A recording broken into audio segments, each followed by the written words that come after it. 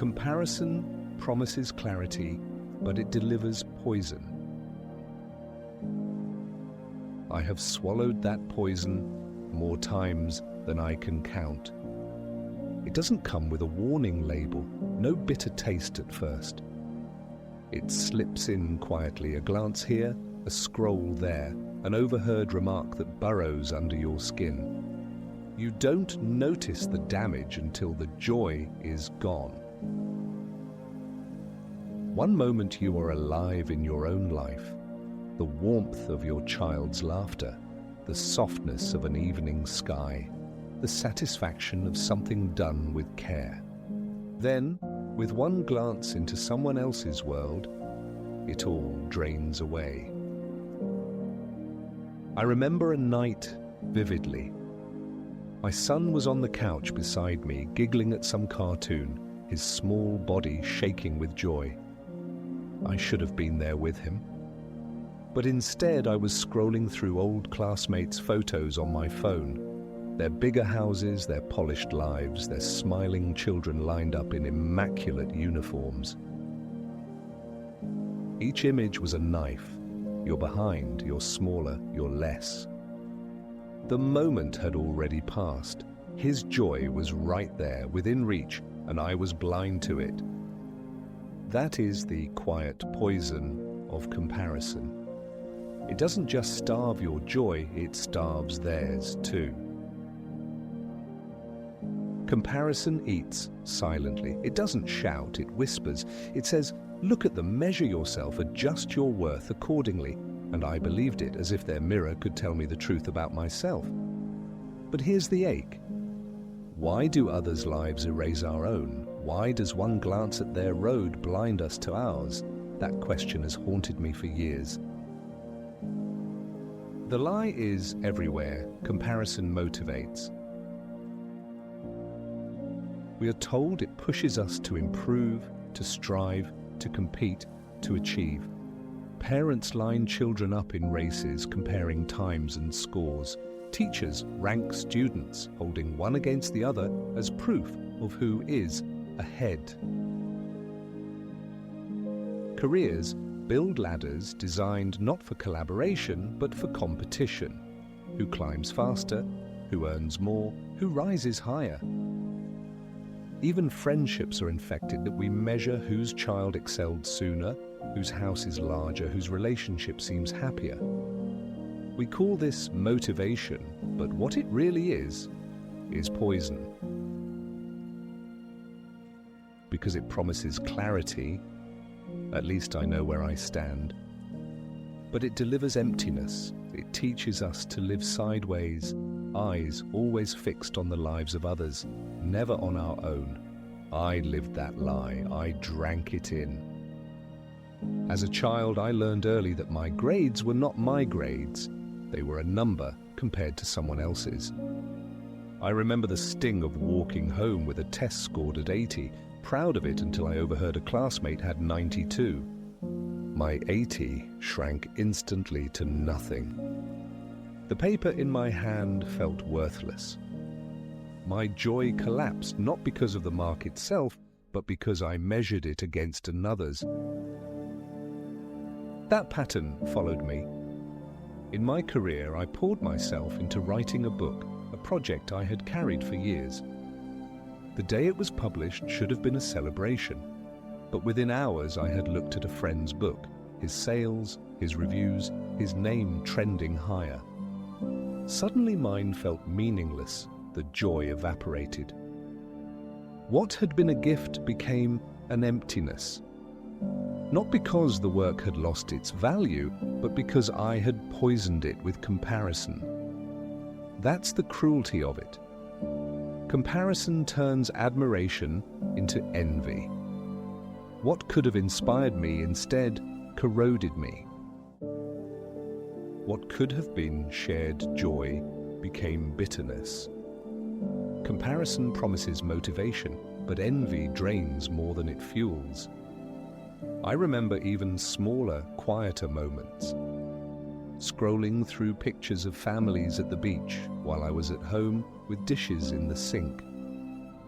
measuring my aging body against younger men at the pool, comparing the silence of my evenings to the noise of someone else's gatherings online. Each moment was a theft. Each glance starved me of my own presence.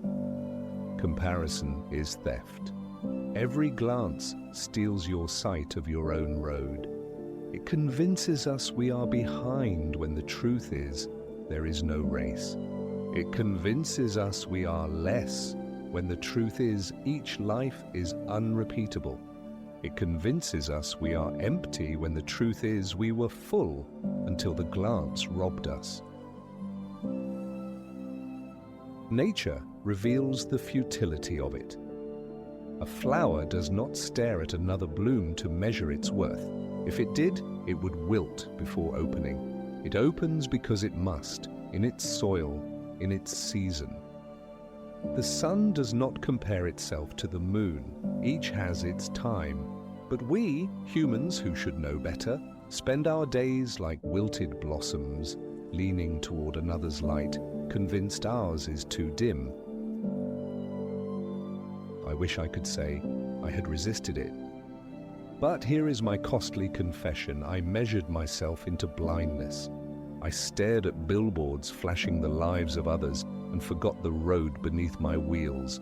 I measured myself against men who weren't me, women who weren't mine, lives that were never mine to live. And in the process, I erased the one life that was mine. That is the quiet poison of comparison. It doesn't destroy in one blow. It dissolves you, drop by drop, glance by glance, until one day you wake up and realize you have been starving yourself of joy.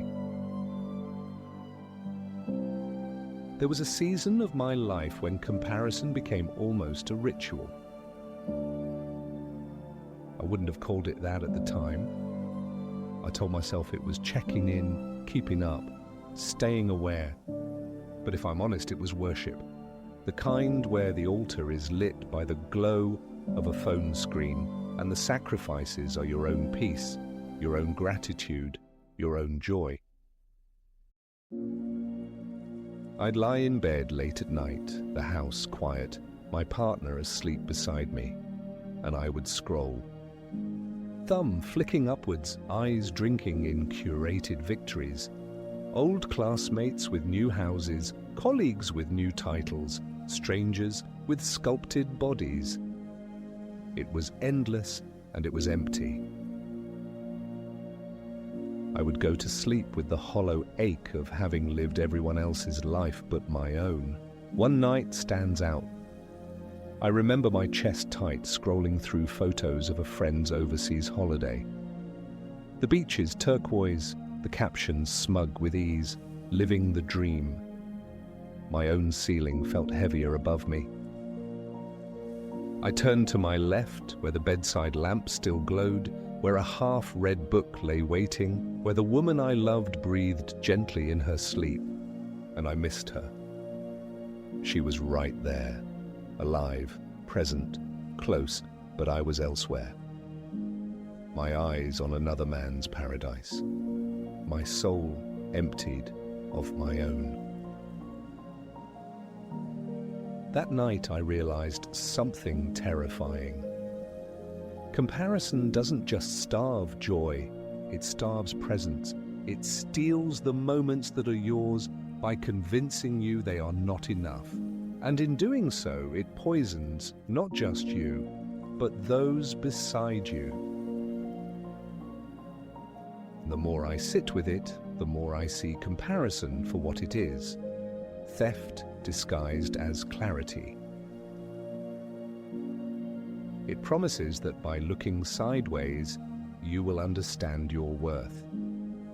But all it reveals is absence. The mind tells you, at least I know where I stand, but do you? What does it mean to be ahead or behind when each life is unrepeatable? The crowd scoreboard is an illusion. We treat existence as a race, but there are no lanes, no finish lines, no referees. There is only your own road. Every glance into another's life blinds you to that truth. Comparison is the thief of joy. We've all heard the phrase, but it is more than a proverb. It is a diagnosis. Because joy cannot survive in divided attention. Joy requires presence. Joy requires you to be where your feet are, to taste what is in front of you, to honor what is already here. Comparison tears your gaze away, convincing you that your life is elsewhere, that meaning is outside your grasp. And once you believe that, joy collapses. I think often of envy as admiration turned cruel. At its root, comparison begins with something innocent, noticing, admiring, appreciating another's gift. But left unchecked, it curdles. Admiration turns to resentment. Beauty turns to bitterness. Instead of letting someone else's success inspire you, it corrodes you. Instead of gratitude for what you hold, it makes you despise it. And here is the deepest tragedy. Comparison doesn't just rob joy, it blinds you to the miracle of being alive at all. When I compared my book to another's, I didn't just lose joy in my work, I lost the awe of creation itself. When I measured my body against another's, I didn't just feel envy, I forgot the quiet gratitude that this body, however scarred, still breathes, still carries me. When I measured my home against another's, I didn't just feel shame, I missed the laughter of my children filling its rooms. Comparison is not motivation. It is corrosion. It is a poison that seeps until even blessings feel like burdens. And yet the lie persists. But comparison pushes me. I have told myself this. I've claimed that seeing others succeed would spur me to do more. But when I examine the truth, I see it clearly. Comparison never fueled me. It only drained me. Envy burns hot for a moment, but it leaves ashes, not fire. Inspiration is different, admiration is different. Those can lift you, but comparison is poison dressed as fuel. The detour, then, is this. Look where your feet are, not where their trophies shine. The road you walk is the only one you can inhabit. Every sideways glance risks blinding you to it. Nature knows this. A crooked flower blooming in poor soil does not envy the one in rich earth. It blooms because it must, because blooming is its truth. The sun and moon do not compete. They take turns. The river does not resent the mountain. It carves its own slow path. Only we foolish humans waste our breath wishing for another's air, starving ourselves of the abundance already within reach. Comparison is theft, presence is clarity, and every time I choose presence, even for a breath, the poison weakens. When I finally began to loosen the comparison's grip, it wasn't because I woke up one day cured of envy. It was because I began to notice the cost. Each glance sideways drained me. Each measurement against another left me emptier. I began to ask myself, how many days have I lost staring at billboards that weren't mine? How many moments slipped past me while I was scrolling through other people's triumphs? How many memories with my son, my partner, my friends dissolved because I was elsewhere, in someone else's life? That question haunted me enough to change me. Slowly, haltingly, I began to practice a different posture. When I felt the urge to compare, I asked, Where are my feet right now? What is here, in this room, in this breath, in this moment, that I am blind to? It sounds simple, but it became a rescue. Instead of scrolling through classmates' houses, I looked at mine. The way the morning light slid across the kitchen table, the sound of the kettle's whistle, the laughter echoing in the living room. Instead of measuring my book against another's, I opened the pages and let the words remind me. This is mine, my labor, my creation. Instead of staring at another man's family on a holiday beach, I turned to my son sitting beside me, his joy spilling into the air, and I let myself join it. And in those small turns, I learned the truth. Comparison starves joy, but presence feeds it. Approval, applause, envy, they are all mirrors turned outward. But joy only returns when the gaze turns inward and downward, to the ground beneath your feet, to the breath already filling your lungs, to the life already yours. So let me ask you, who are you measuring against that steals your joy? Whose trophies blind you to the road beneath your feet? Whose applause have you mistaken for belonging? And most of all, what life are you ignoring while you stare at theirs? Comparison is theft. It will always steal more than it gives. But presence is a gift. Presence restores what envy corrodes.